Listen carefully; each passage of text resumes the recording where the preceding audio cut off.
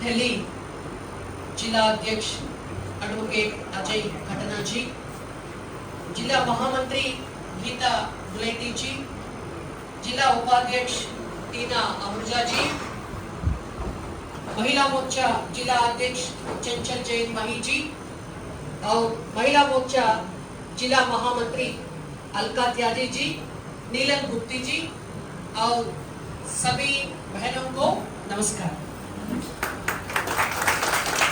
भारत माता की जय, भारत माता की जय, नारी शक्ति की जिंदाबाद, नारी शक्ति की जिंदाबाद। मैं रानी रुद्रमा रेड्डी हूँ, मैं तेलंगाना से आई हूँ। हमारा भारतीय जनता पार्टी आपसे मिलने के लिए मुझे यहाँ अवसर दिया। आप सोच सकते हैं वो तेलंगाना वाली यहाँ क्यों आई? उनको साउथ इंडिया से यहाँ लाने के लिए क्या आवश्यकता है?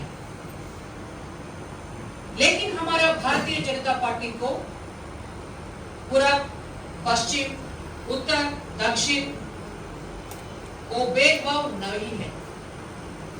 छोटा राज्य बड़ा राज्य का भेदभाव भी नहीं है। भारतीय जनता पार्टी का ideology one nation, one people, one culture. BJP believes in nationalism. मैं दक्षिण भारत महिला हूं, आप उत्तर भारत महिला होंगे, लेकिन हम सभी भारतीय नारी हैं। वो समय में ब्रिटिश वालों को हमारा भारत से बाहर भेजने के लिए हम नारी शक्ति आजादी के लड़ाई में भाग लिया। उस वक्त लड़ाई किया। हमारे तेलंगाना में भी निजाम के विरुद्ध हम लड़े। वही जोश से अभी हम नारी शक्ति और महिला विरोधी पार्टियों, कांग्रेस से, आम आदमी पार्टी से, टीएमसी से, एसपी से, डीएमके से एंड एमआईएम से हम लड़ना है। लड़ेंगे क्या? लड़ेंगे क्या? हम क्यों लड़ना चाहिए? क्योंकि वो कांग्रेस पार्टी, वो आम आदमी party, TMC, DMK, SP, MIM सारे महिला विरोध पार्टियों संसद में भारतीय महिलाओं को हक छीन लिया। अप्रैल 17, 2026 में हमारा आदरणीय माननीय यशस्वी भारत का प्रधानमंत्री श्री नरेंद्र मोदी जी ने हमारे के लिए,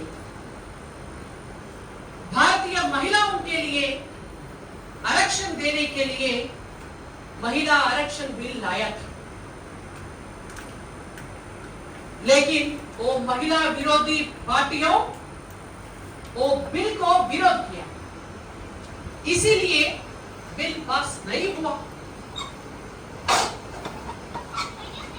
बिल पास नहीं हुए के बाद कांग्रेस पार्टी क्या बता रहा है? डिलिमिटेशन के साथ वो बिल लाया, इसीलिए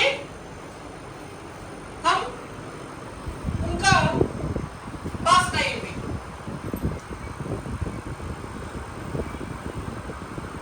आपको एक बात बताना चाहती हूं, हमारा कॉन्स्टिट्यूशन में डिलिमिटेशन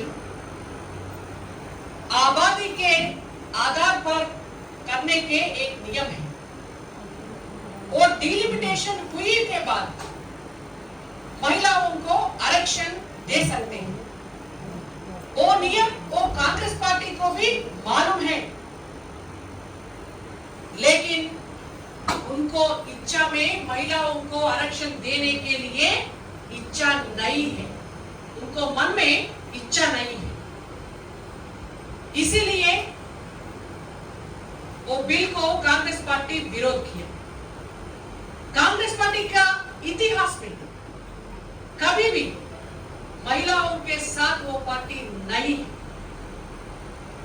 आजादी के बाद 50 साल वो कांग्रेस पार्टी सरकार में थी, लेकिन महिला आरक्षण बिल नहीं लाई। पहली बार 1996 में एच.डी. देवेगौड़ा जी के नेतृत्व में यूनाइटेड फ्रंट सरकार ने महिला आरक्षण बिल लाया। उसके बाद 1997 में आई.के. गुजराल जी का गवर्नमेंट फिर एक बार महिला आरक्षण बिल लाया, लेकिन बिल पास नहीं हुआ। 1998 से 2004 बीच में हमारा अटल बिहारी वाजपेयी जी के नेतृत्व में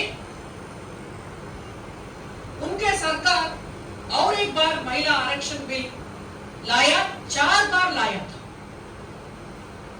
लेकिन जब भी बिल पास नहीं हुआ।